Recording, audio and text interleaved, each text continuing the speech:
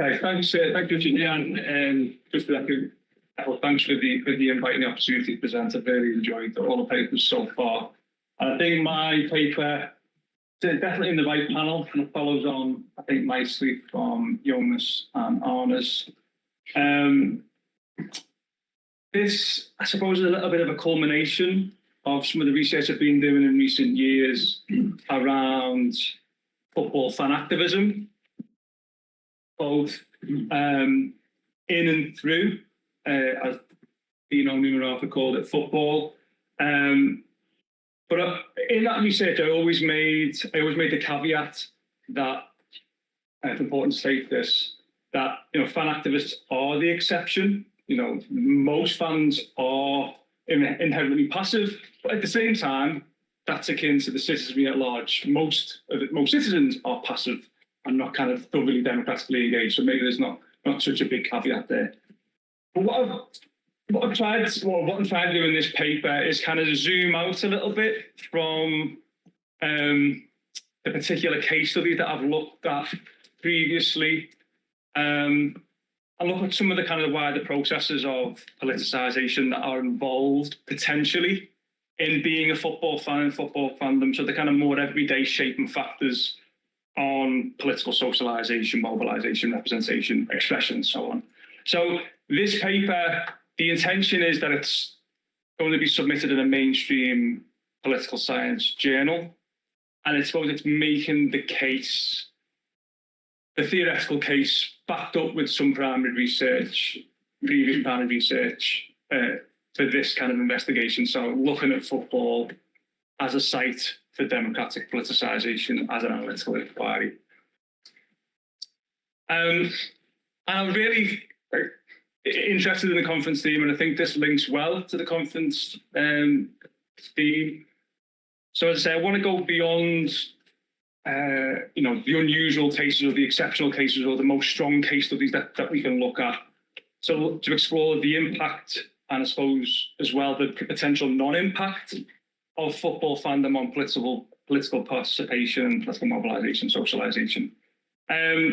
Just to say, I've always, to echo previous presenters, I've always kind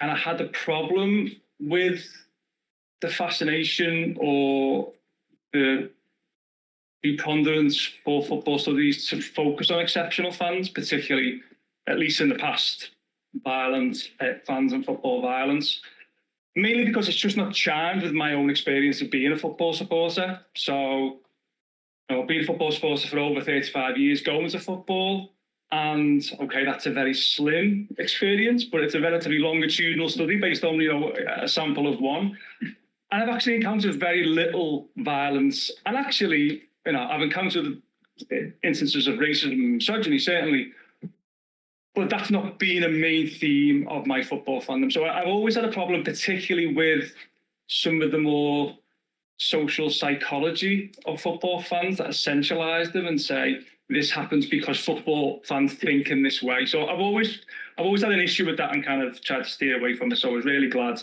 to kind of see this theme of ordinary, whatever we define that as, kind of given some weight and consideration.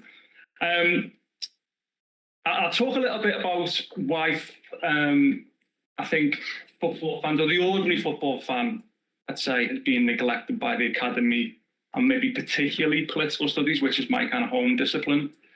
And it does link to this idea of kind of ordinary. So I've kind of borrowed this. I remember coming across this description in a talk given by Mike Marchese, and he talks about kind of the bigness. He talks about sport. I think it applies to football. The bigness and the smallness of sport in terms of how it's viewed academically. And I think football is certainly in the UK and a Western European perspective has a bigness and an ordinariness and a mundaneness in that it's kind of a cultural wallpaper. It's just there every day, and we kind of, that kind of banality, we kind of miss it. But it also has an extraordinary feature to it where it's seen to be outside, at least outside the political life as well. So it's kind of got this dual quality, which I think hampers it, or has hampered it. But I suppose my paper, particularly linking to the conference, tried to invert it a little bit. So it's really asking the question, should football supporters be considered ordinary fans? And I'm using that word fans in the broader scope. So really thinking about whether the study of football fandom should be integrated more or synthesized better with the wider fan studies field. Because this is something I began to read more about, and what I've been struck is there's little crossover, little dialogue between what I might call a political sociology of football fandom and the whole of the fan studies field. And I thought that's really odd and strange. So the paper kind of wrestles with that, whether we can consider football supporters alongside other fans if we deem them to be ordinary. The key arguments of this one, so the kind of the underpinning argument, the thrust of the paper is that football fandom, contemporary football fandom, drawing on the fan studies field and terms, represent a participatory culture that is important for wider patterns of civic and political engagement. So it deserves attention. A smaller part of the paper is to explain why hasn't it received attention, looking particularly at the discipline of political studies or political science, if you want to call it that. I'll briefly touch upon that, but maybe that can come up. Some of my reasons, theoretical, personal, anecdotal, why that may be, maybe come up in question and answers. So the key questions are, what can the field of fan studies tell us, help us? Does it offer anything that we don't already know? I think it does, potentially. As I said, why is it being neglected? And there's a kind of a double or a parallel neglect. So it's neglected both within the fan studies field, as I said, and then it's neglected within the political studies field. And then, obviously, hopefully this brings together, why should scholars of politics, political studies pay attention to it? I won't touch upon this because, most of the discussion's been around fandom. People are, aware of this. What I just want to kind of draw attention to. So these three quotes are from the fan studies field, kind of their definitions of fandoms. People collecting around, subcultural identity, as we've just heard in the kind of Croatian case, shared cultural tastes. Some of these work better for football fans than others, but this is taken from Anthony King's 1998 book, End of the Terraces. And there's a relative, broadly, the definitions are relatively similar. So, of course, the idea behind this synthesis or at least exploration is not to conflate different types of fandom. I'm not seeking here to argue that, Taylor Swifties are the same as, supporters of Hajduk Split. That's obviously nonsensical. So I'm not saying there are different and we should treat them all the same, but I'm saying it's worth kind of exploring what can be learned from the two different parallel fields which exist at the moment, talking about similar things.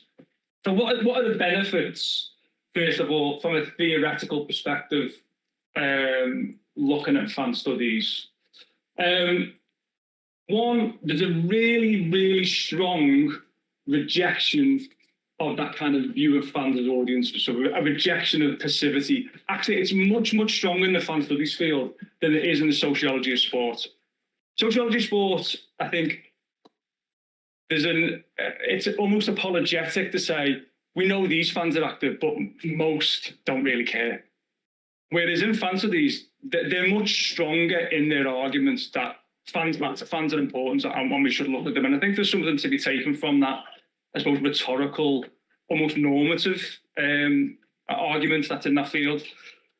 Like lots of social science and kind of the everyday turn, there's an increasing awareness and focus on the everyday. I think it is useful, certainly useful for what we're talking about today.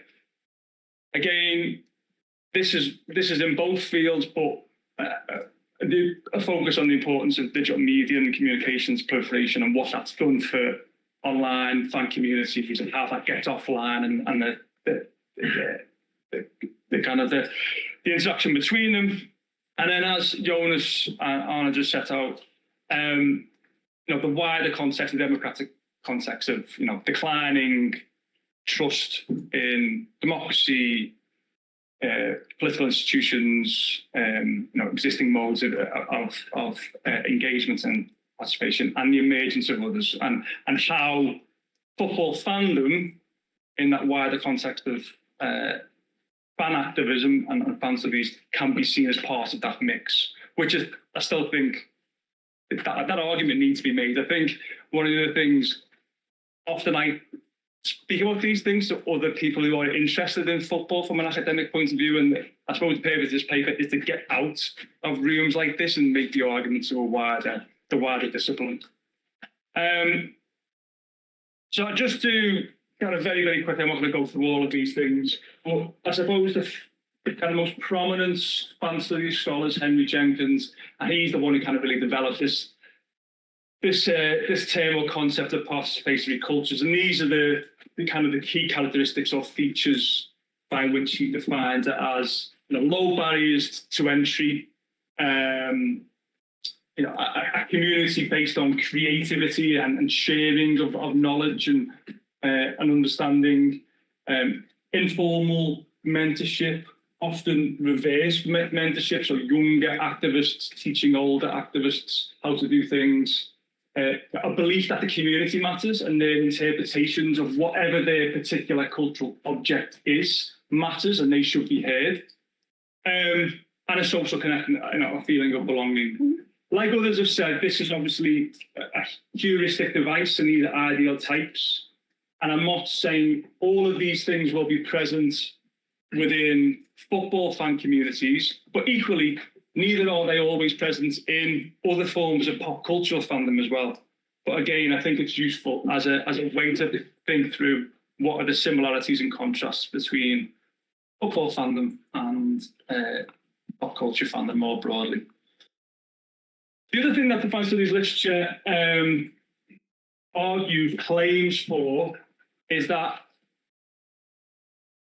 these participatory cultures create the bedrock or act as fertile ground from which politicization can develop, emerge.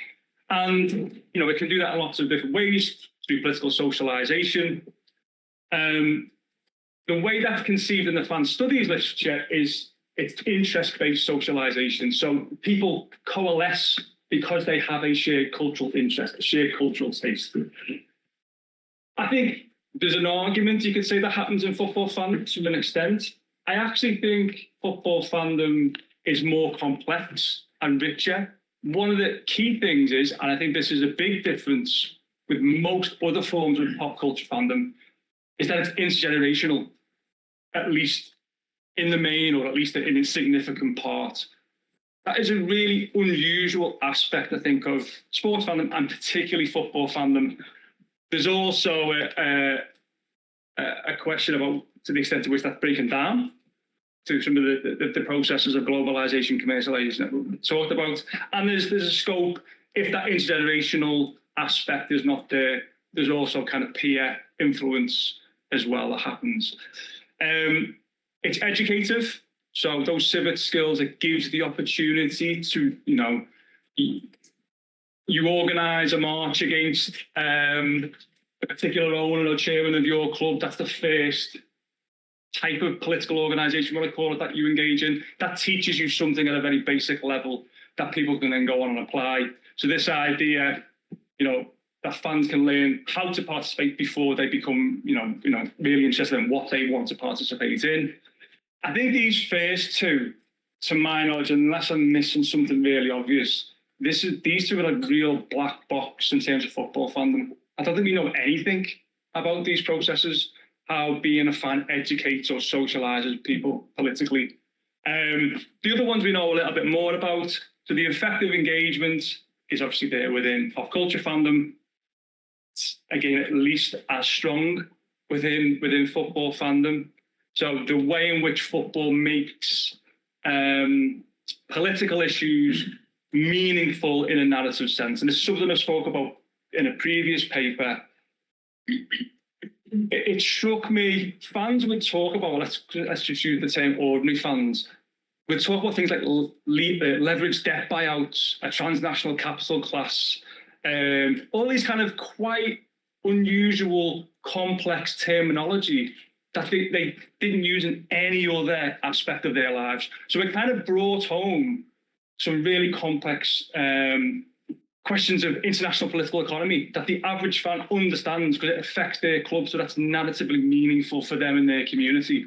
In a way that even when they're talking about how globalization affects their city, doesn't seem to have the same resonance for them. Fan media as political commentary, so this is actually fairly well developed. So the whole idea of football fanzines being a site of cultural contestation, I think that is there. That's a pretty strong aspect of the literature, and that's something that again that resonates with me. I grew up, so I'm an Everton supporter. There was a really, really good long-standing football fanzine when Skies Are Grey that ran from 1988. I could probably say with some confidence that publication, that fanzine, had a bigger political effect on me than anything else, any other political experience, piece of literature in my lifetime. So I know that has an effect, that does kind of socialize people. And then the last one is obviously collective identity and solidarity. And this is probably where most of the focus in terms of the final conclusions rest. Don't kind of about that a little bit more. How am I doing this time, Richard? 4 minutes. Okay. Well, I'll get moving. Just to quickly say then, the blind spot within fan studies. This is long-standing. Schimmer et al. Notes it in 2007. This kind of gap, but it hasn't really been addressed. I think the stereotypes, not without some, obviously, empirical validity, the association with racism, nationalism, violence, kind of put, I think, fan studies theorists off. This idea that just sports fans, and again, maybe particularly football fans, were just less likable than other marginalised groups or obscure pop culture fandoms. And obviously the kind of marginalised nature as well. I think obviously football is male dominated as an industry, if you want to call it that. And the study, I've been to enough football conferences to know it's a male dominated in terms of the study of it as well. So there is this kind of tension that it's two parts of the kind of the male stream, if you want to kind of put it like that. And again, I've just meant, this is not without, so this is the Unite the Kingdom rally led by so-called Tommy Robinson in September. So, I'm not saying these things do have some validity. Nigel Farage's Reform Party launched their own Reform Party football shirt at the latest party conference. We'll skip over that. Again, one of the similarities is the idea that is fanaticism a contradiction in terms, the dilemma of being resistant and compliant with late-stage capitalism. But that's there in football fandom and it's there in pop culture fandom. So I don't think those dilemmas don't negate the political nature of the fandom. They actually make it more politicized, more important politically. I'll skip over these. We can kind of talk about these, but I don't think they're interesting. So,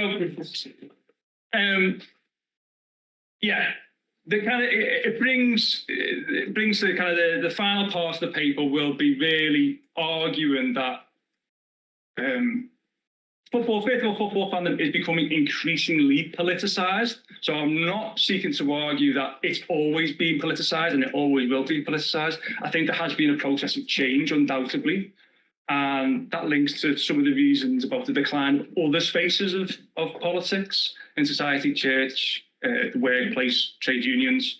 And I refer to Michael Sarwood's claims-making perspective to say representation and contestation are undoubtedly there, at least in pockets of football fandom.